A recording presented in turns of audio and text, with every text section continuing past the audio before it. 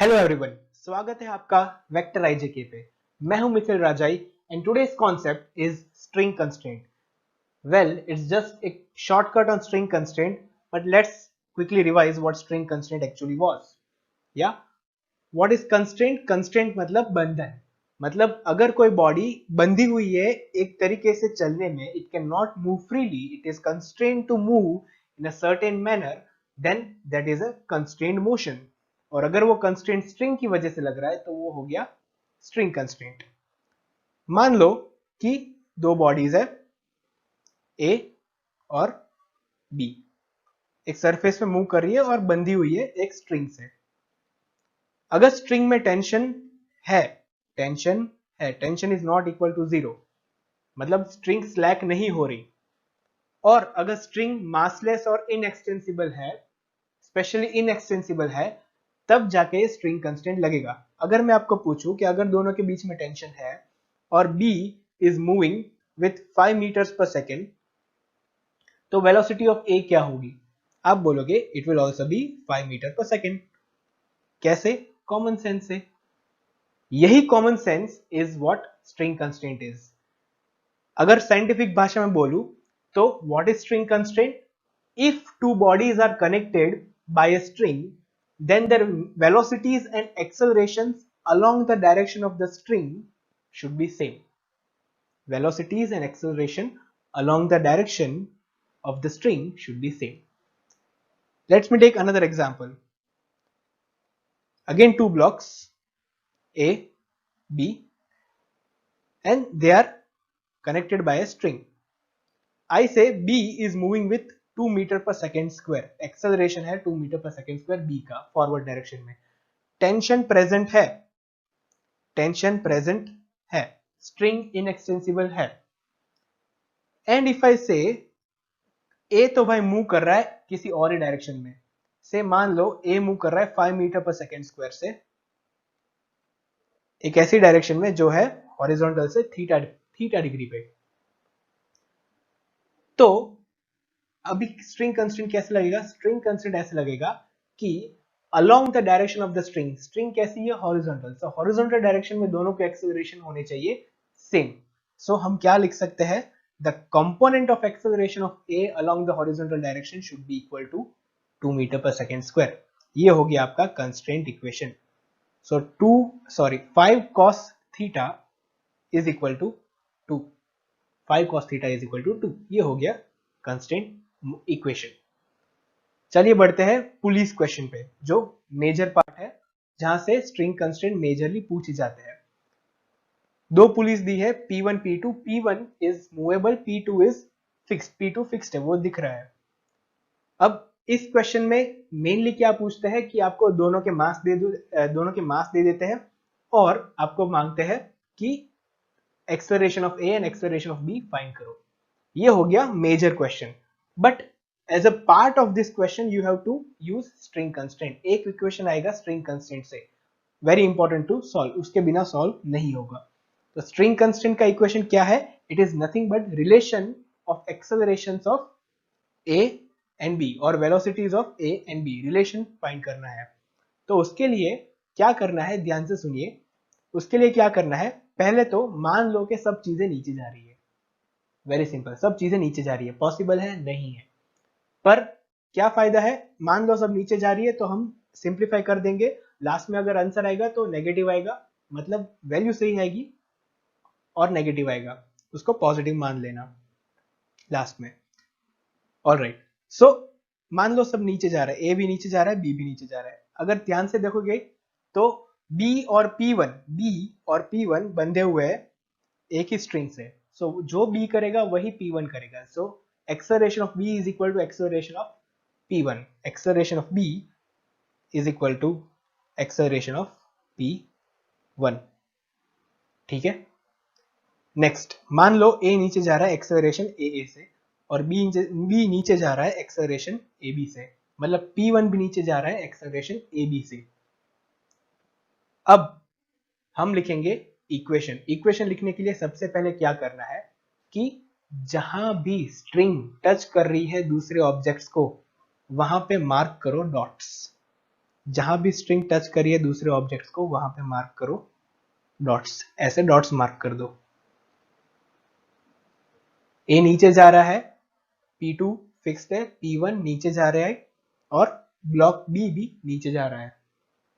Alright, dots mark करने के बाद देखो कि वो डॉट क्या कर रहा है। डॉट है अटैच टू द बॉडी, मतलब ये जो डॉट है जो ए से अटैच है वो वही करेगा जो ए करेगा। ये जो डॉट है जो P2 से अटैच्ड है वो वही करेगा जो P2 करेगा। अगर P2 फिक्स्ड है तो डॉट भी फिक्स्ड है, वो स्ट्रिंग के साथ नीचे ऊपर नहीं जा रहा।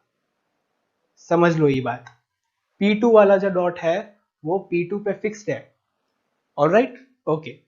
अब इक्वेशन लिखने के लिए क्या करेंगे, अगर जो भी डॉट लेंथ को इंक्रीज करना चाहता है, स्ट्रिंग की लेंथ को इंक्रीज करना चाहता है, तो उसका एक्सेलरेशन हम लिखेंगे positive.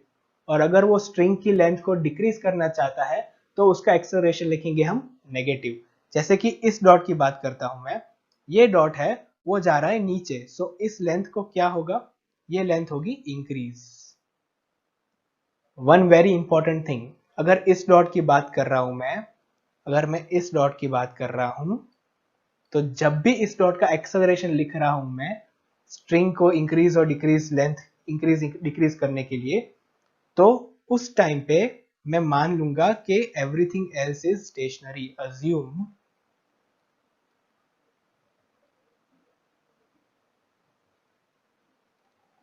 Everything else is at rest. Everything else is at rest मतलब अगर ए की बात करें तो बाकी पूरी सिस्टम रेस्ट पे है, ऐसा मान लो। ऑलराइट, ये डॉट की बात कर रहा हूं ए पे, वो नीचे जाएगा एक्सेलरेशन ए से, तो लेंथ इंक्रीज होगी, लेंथ इंक्रीज होगी तो हम लिखेंगे प्लस ए। ये जो डॉट है P2 पे वो है रेस्ट पे, बिकॉज वो अटैच्ड है P2 से, तो उसके लिए हम लिखेंगे 0। ये जो डॉट है वो अटैच्ड है P2 से, तो उसके लिए लिखेंगे हम 0। ये जो डॉट है वो अटैच्ड है P1 से, अगर P1 से अटैच्ड है, P1 क्या कर रहा है, नीचे जा रहा है। P1 नीचे जा रहा है, ऊपर वाला डॉट रेस्ट पे है, तो लेंथ क्या होगी, इंक्रीज होगी। जितना P1 नीचे जाएगा लेंथ इंक्रीज होगी। सो हम क्या लिखेंगे, प्लस AP1, और AP1 क्या है, AB, सो हम लिखेंगे AB। ये वाला जो डॉट है वो क्या कर रहा है, वो डॉट भी नीचे जा रहा है P1 के साथ, और वो डॉट अगर नीचे जा रहा है तो लेंथ को क्या कर रहा है, वो कर रहा है इंक्रीज। कौन सी लेंथ को इंक्रीज कर रहा है, ये लेंथ को इंक्रीज कर रहा है। ठीक है, तो हम फिर से लिखेंगे AB इज इक्वल टू 0। तो ये आ गया अपना equation AA is equal to -2AB। अब this is just a part of the question, अगर पूरा क्वेश्चन सॉल्व करना है तो क्या करना होगा, ये एक इक्वेशन यूज करना होगा और दूसरे दो इक्वेशंस आएंगे। एक आएगा F net equals mass into acceleration of block A, और दूसरा आएगा F net equals mass into acceleration of block B। मतलब mg नीचे लग रहा होगा, टेंशन ऊपर लग रहा होगा, और उससे mg minus T is equal to mass into acceleration of A लिखेंगे। वैसे जाके तीन इक्वेशन बनेंगे और तीन अननोन होंगे। तीन कौन से अननोन होंगे, acceleration of A, acceleration of B और टेंशन। तीन अननोन, तीन इक्वेशन आप सॉल्व कर सकते हो, पर कंस्ट्रेंट के बिना नहीं हो सकता। Am I clear? Let's move on to the next thing. अब ये थोड़ा डिफिकल्ट क्वेश्चन है।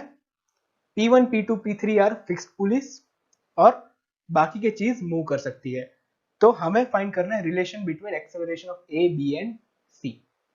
ठीक है, तो उसके लिए क्या करेंगे, जैसे मैंने बोला कि सबसे पहले तो मान लो कि सब चीजें नीचे जा रही है, इजी हो जाएगा सब। ठीक है, मान लो ये नीचे जा रहा है एक्सेलरेशन ए से, ये नीचे जा रहा है एक्सेलरेशन AB से, और ये नीचे जा रहा है एक्सेलरेशन AC से। अब और कौन सी मूवेबल चीज है, मान लो ये पुली है P4, पुली 4 भी नीचे जा रही है मान लो AP4 से, और पुली 5, ये मान लो पुली 5 है, पुली 5 भी नीचे जा रही है, पर पुली 5 तो अटैच्ड है ब्लॉक C से। ब्लॉक C जो भी करेगा वही पुली 5 करेगी। ठीक है, तो acceleration of C is equal to acceleration of P5। उसका मैं उसका वरी नहीं कर रहा, मैं उसकी चिंता नहीं कर रहा मैं। ठीक है, तो अब लिखना शुरू करते हैं। उसके पहले क्या करना होता है, डॉट मार्क्स करने होते हैं, डॉट मार्क करने होते हैं। तो डॉट मार्क कर लो, जहां भी स्ट्रिंग टच कर रही है दूसरे ऑब्जेक्ट्स को वहां पे डॉट मार्क कर लेते हैं ऐसे। ये वाली ऊपर वाली स्ट्रिंग होगी, ये एक स्ट्रिंग है जो P3 पे खत्म हो जाती है, P4 पे शुरू होकर P3 पे खत्म हो रही है। दूसरी वाली है जो A से शुरू हो रही है, P4 के अराउंड जा रही है और B पे खत्म हो रही है। तो दो स्ट्रिंग है, जितनी स्ट्रिंग होगी उतने इक्वेशन बनेंगे, जितनी स्ट्रिंग उतने इक्वेशन, दो स्ट्रिंग है दो इक्वेशन बनेंगे। ठीक है, ऑलराइट। ये एस्टेब्लिश करने के बाद now will move on to the equations. How to form the equations. मानते हैं P4 से शुरू करते हैं, P4 वाले डॉट से ऊपर वाली स्ट्रिंग से शुरू करते हैं, दो स्ट्रिंग है, ऊपर वाली स्ट्रिंग से शुरू करते हैं। ऊपर वाली स्ट्रिंग से शुरू करते हैं, P4 कहां जा रहा है, P4 नीचे जा रहा है AP4 से। P4 की बात करते हैं, ऊपर वाला डॉट तो फिक्स्ड है, अगर P4 नीचे जा रहा है तो क्या होगा, लेंथ करेगा इंक्रीज। कौन सी लेंथ करेगा इंक्रीज सर, ये वाली लेंथ करेगा इंक्रीज, ये वाली लेंथ इंक्रीज करेगा अगर P4 से नीचे जा रहा है। तो हम लिखेंगे AP4। P1 तो है स्टेशनरी, तो उसका कुछ नहीं, 0। दूसरा वाला P1 ये भी स्टेशनरी, ये भी स्टेशनरी, ये भी स्टेशनरी, ये भी स्टेशनरी, ये भी स्टेशनरी, इन सब का होगा 0। मैं लिख नहीं रहा। इस पॉइंट की बात करते हैं, P5। P5 क्या कर रहा है, नीचे जा रहा है, कितने एक्सेलरेशन से, AC से। अगर P5 नीचे जा रहा है तो इस वाली लेंथ का क्या होगा, ये वाली लेंथ इंक्रीज होगी। P5 नीचे जा रहा है तो लेंथ होगी इंक्रीज। अगर P5 नीचे जा रहा है तो हम लिखेंगे प्लस AC। ठीक है, और ये वाला जो डॉट है वो भी जा रहा है नीचे, और ऊपर वाला डॉट क्या है, फिक्स्ड, तो ये नीचे जाएगा, लेंथ होगी इंक्रीज। तो हम फिर से लिखेंगे प्लस AC। और ये वाला जो है P3, वो लास्ट डॉट है, वो फिक्स्ड है बिकॉज P3 इज फिक्स, तो हम लिखेंगे 0। और स्ट्रिंग खत्म, इक्वेशन खत्म, इक्वेटेड टू 0। ठीक है, ऑल राइट। नेक्स्ट थिंग, ये दूसरी जो रस्सी है, second string. For second string listen this very carefully. When I write for this dot, कौन से डॉट की बात कर रहा हूं, जो A के साथ अटैच्ड है, जो A के साथ अटैच्ड है वो डॉट की बात कर रहा हूं। वो डॉट क्या कर रहा है, नीचे जा रहा है, वो डॉट नीचे जाएगा। याद रखना, जब भी A की बात कर रहे हैं बाकी सब अज्यूम करना है रेस्ट पे। तो अगर A नीचे जाएगा तो लेंथ क्या होगी, P4 और A के बीच में इंक्रीज होगी। ये लेंथ क्या होगी, इंक्रीज होगी।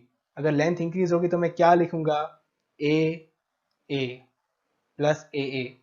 अब नेक्स्ट डॉट की बारी, जो P4 पे अटैच्ड है, उस डॉट का क्या होगा, वो डॉट जा रहा है नीचे। तब क्या मानना है कि ब्लॉक A है रेस्ट पे।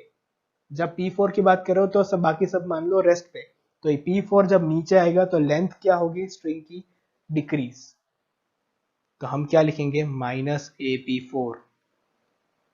Same way on the other side also, when P4 goes down block B is stationary मान लेते हैं, तो माइनस AP4 लिखेंगे। और जब B की बात करूंगा तो B क्या कर रहा है, नीचे जा रहा है, और वो क्या करेगा, लेंथ इंक्रीज करने की ट्राई कर रहा है, तो हम लिखेंगे माइनस AP4 अगेन, और AB के लिए लिखेंगे plus AB is equal to 0। फिर से सुन लेना ये रिवाइंड करके अगर समझ में नहीं आया तो, but please understand this very carefully. When you write for one object assume everything else to be at rest. Alright, दो इक्वेशन बन गए। ठीक है, बाकी के इक्वेशन हम फॉर्म कर सकते हैं न्यूटन सेकेंड लॉ से, F net equals mass into acceleration. Alright, ये दो हो गए कंस्ट्रेंट इक्वेशन। यहाँ पे मैंने माना है सब चीजें जा रही है नीचे, तो आप जब FBD बना के F net equals mass into acceleration लिखोगे तब आप सबके एक्सेलरेशन नीचे मान के ही करना। अगर आपके फाइनल वैल्यूज आते हैं नेगेटिव, मतलब आपका अज्यूम डायरेक्शन है रॉन्ग।